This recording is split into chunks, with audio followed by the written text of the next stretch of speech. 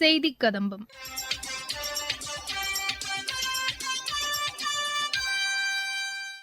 இன்றைய செய்திக் கதம்பத்தில் சென்னையில் உள்ள மத்திய ஆயுர்வேத ஆராய்ச்சி நிறுவனம் சார்பில் நடைபெற்ற கருத்தரங்கில் பங்கேற்ற பின்னர் அதன் உதவி இயக்குநர் டாக்டர் சித்ரா செய்தியாளர்களுக்கு அளித்த பேட்டி மற்றும் மத்திய அரசின் சமூக வலைதள பதிவுகள் உள்ளிட்டவை இடம்பெறுகின்றன.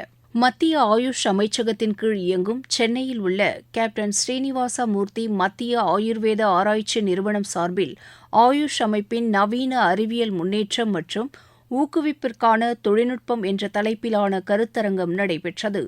இந்த கருத்தரங்கில் கலந்து கொண்ட பின்னர் செய்தியாளர்களிடம் பேசினார் சென்னையில் உள்ள ஆயுர்வேத ஆராய்ச்சி நிறுவனத்தின் உதவி இயக்குநர் டாக்டர் சித்ரா.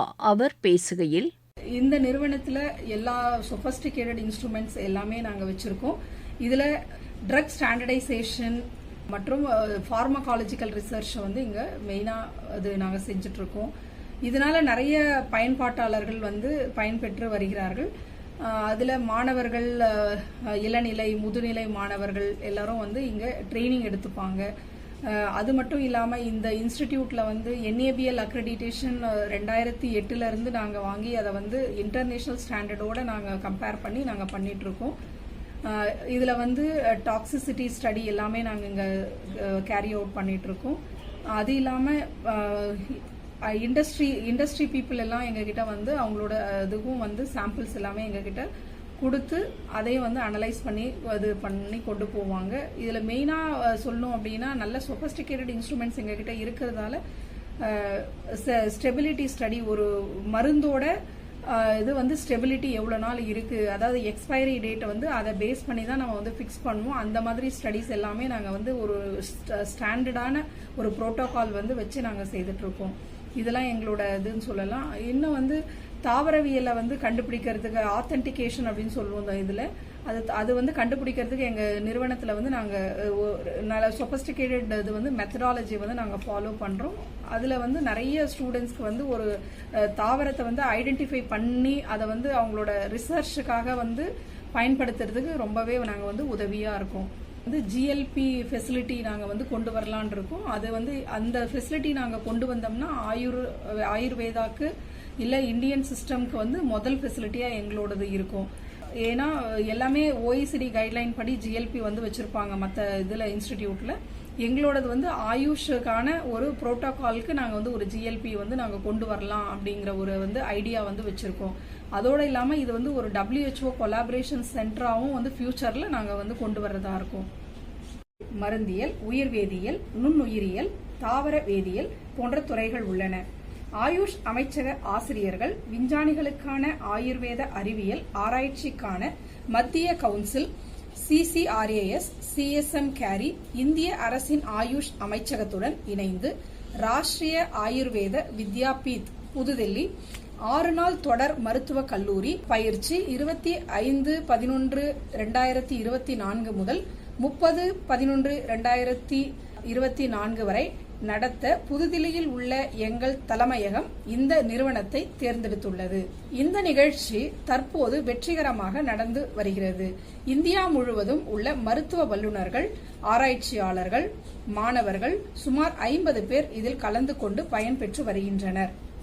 மத்திய ஆயுர்வேத அறிவியல் ஆராய்ச்சி குழுமம் ஆயுஷ் அமைச்சகத்தின் வழிகாட்டுதலின் கீழ் நிபுணத்துவம் வாய்ந்த பேச்சாளர்கள் மற்றும் ஊடாடும் பட்டறைகளை உள்ளடக்கிய நிகழ்ச்சியில் சென்னை பல்கலைக்கழகத்தின் பதிவாளர் டாக்டர் S. ஏழுமலை தலைமை விருந்தினராக கலந்து கொண்டு கோவிட் நோய்க்கு பிந்தைய மருத்துவ தாவர ஆராய்ச்சியின் முக்கியத்துவத்தை அடிக்கோட்டிட்டு காட்டினார். தலைமை விஞ்ஞானிகள் CCRAS, CSIR, ICMR, PCIMH, Chennai பல்கலைக்கழகம், CDRI, விவேகானந்தா கல்லூரி, கிண்டி பேட்டன்ட் அலுவலகத்தில் இயங்கும் அங்கீகரிக்கப்பட்ட மருந்து பரிசோதனை ஆய்வகம், DTL PhD ஆய்வு மையமாக CCSEA விலங்கு தாவர நிலைப்பணி அங்கீகரிக்கப்பட்ட NABL ஆய்வகங்கள் மற்றும் இளநிலை முதுநிலை மாணவர்களுக்கான பயிற்சிகள், சோதனை சேவைகள் மற்றும் தாவர அங்கீகாரங்கள் இந்நிறுவனத்தில் செயலாற்றுகிறோம். தமிழகத்தில் காலியாக உள்ள மருத்துவ பணியிடங்களை நிரப்புவதற்கான நடவடிக்கைகள் குறித்து செய்தியாளர்களிடையே பேசினார் மக்கள் நல்வாழ்வுத்துறை அமைச்சர் திரு மா சுப்பிரமணியன் அவர் பேசும்போது, ஏற்கனவே ஒரு 1021 மருத்துவர் பணியிடங்கள் கடந்த 6 மாதங்களுக்கு முன்னால் நிரப்பப்பட்டது.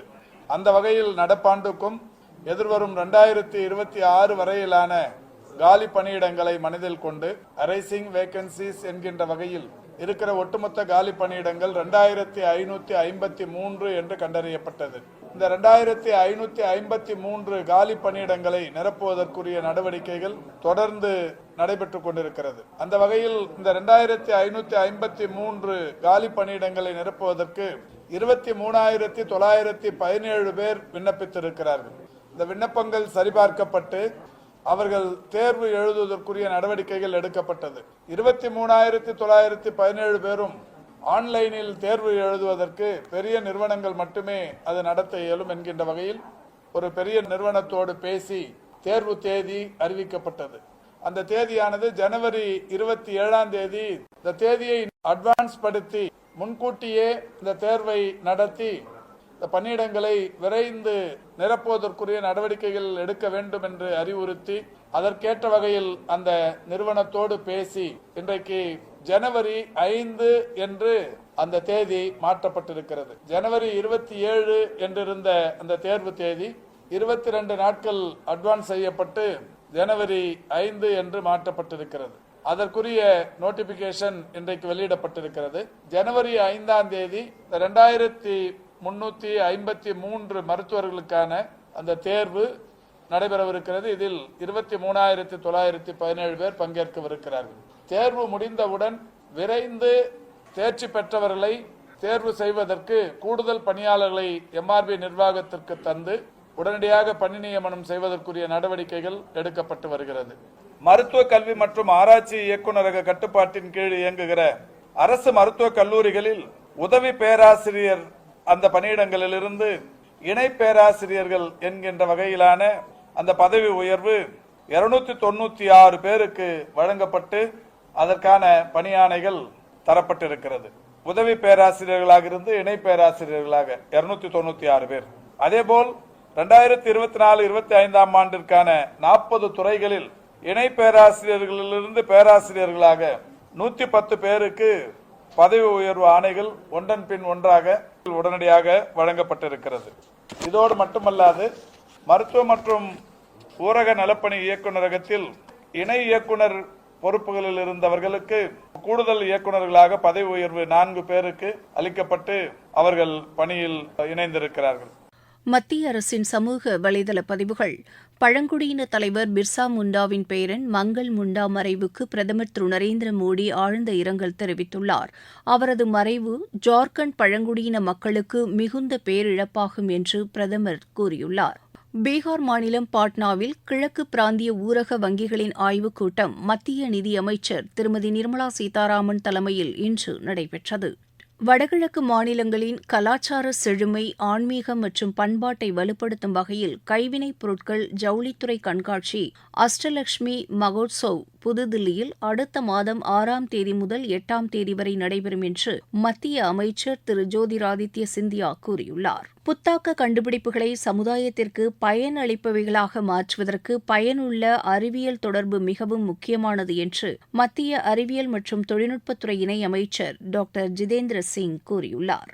இந்தியா இங்கிலாந்து இடையே கப்பல் வடிவமைப்பு மற்றும் நவீன தொழில்நுட்பத்தில் என்ஜின் உருவாக்கம் போன்றவற்றில் இணைந்து செயல்படும் வகையில் ஒப்பந்தம் கையெழுத்தாகியுள்ளது.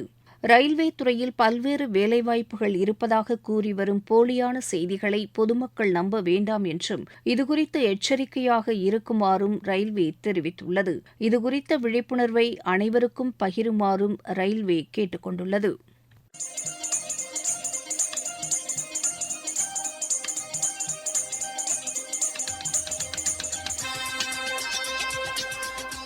இத்துடன் இன்றைய செய்திக் கதம்பம் நிறைவு பெறுகிறது.